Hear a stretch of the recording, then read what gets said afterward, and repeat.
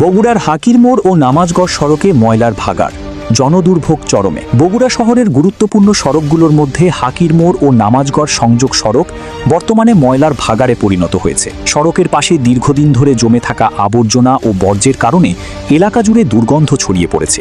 এতে পথচারী, ব্যবসায়ী ও স্থানীয় বাসিন্দাদের ভোগান্তি চরম আকার ধারণ করেছে। স্থানীয়দের অভিযোগ, নিয়মিত ময়লা অপসারণ না করায় সড়কের বিভিন্ন স্থানে আবর্জনার স্তূপ জমে রয়েছে। বিশেষ করে বৃষ্টির সময় এসব ময়লা নর্দমা ও ড্রেনে গিয়ে জলাবদ্ধতার সৃষ্টি করছে। একই সঙ্গে মশামাছির উপদ্রব বেড়ে যাওয়ায় স্বাস্থ্য ঝুঁকিও বাড়ছে। পাশাপাশি শিক্ষা প্রতিষ্ঠান, ব্যবসা প্রতিষ্ঠান ও আবাসিক এলাকা থাকায় পরিবেশ দূষণের প্রভাব সরাসরি জনজীবনে পড়ছে। হাকির মোড় সড়কের পাশে উন্মুক্তভাবে ময়লা ফেলার কারণে এলাকার সৌন্দর্য নষ্ট হওয়ার পাশাপাশি নগর ব্যবস্থাপনার দুর্বলতাও স্পষ্ট হয়ে উঠেছে। নাগরিকরা বলছেন, দ্রুত ময়লা অপসারণ এবং নির্দিষ্ট স্থানে বর্জ্য ব্যবস্থাপনার উদ্যোগ না নিলে পরিস্থিতি আরও ভয়াবহ হতে পারে। তারা নিয়মিত পরিচ্ছন্নতা অভিযান পরিচালনা এবং সচেতনতা বৃদ্ধির দাবি জানিয়েছেন। এ বিষয়ে বগুড়া সিটি কর্পোরেশনের সংশ্লিষ্ট কর্মকর্তাদের দৃষ্টি আকর্ষণ করেছেন স্থানীয়রা। নগরবাসীর প্রত্যাশা, দ্রুত কার্যকর পদক্ষেপ গ্রহণ করে হাকির মোড় সড়ককে ময়লামুক্ত ও বাসযোগ্য পরিবেশে ফিরিয়ে আনার জোর দাবি স্থানীয়দের। এটা হচ্ছে হাকির মোড়।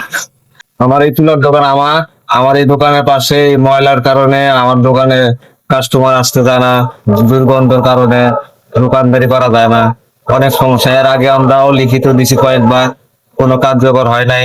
এবার তো আমাদের বগুড়ারই সন্তান তারেক রহমান সিটি কর্পোরেশনের ঘোষণা দিয়ে গেছেন অতি তাড়াতাড়ি যেন ময়লাগুলো সরাই দেয়। সেটা আমরা এটাই চাই।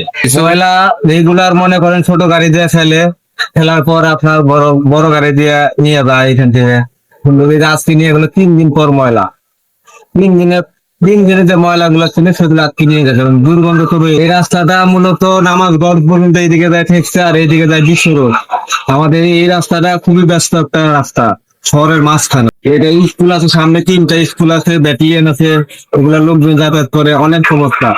কারণ ওইদিকে ভালো ভালো লোক থাকে, ভালো পজিশনের লোক এই দিকে উঠা বসা করে। এই রাস্তার সাথে ময়লা ফেলাটা খুবই খারাপ।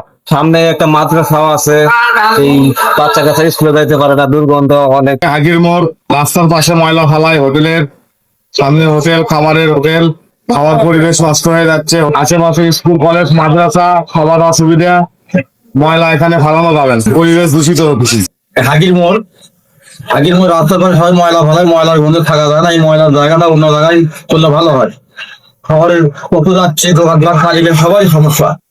এখানে হোটেল হচ্ছে, দোকানপাট আছে, বাড়ি ঘর আছে আশপাশে, সব মালিকের সমস্যা। এটা সরালে ভালো হয়। আমার করানোর জন্য আমরা চাচ্ছি শহরের পাশে নদী আছে, ওখানে ময়লা ফেলালে ভালো হয়। এখান থেকে সরে নিলে সবার ভালো হয়। তাদের থাকার অন্য কোথাও জায়গায় জন্য ময়লা ফেলে সব এখানে না ফেলালে সবার সুবিধা হয়।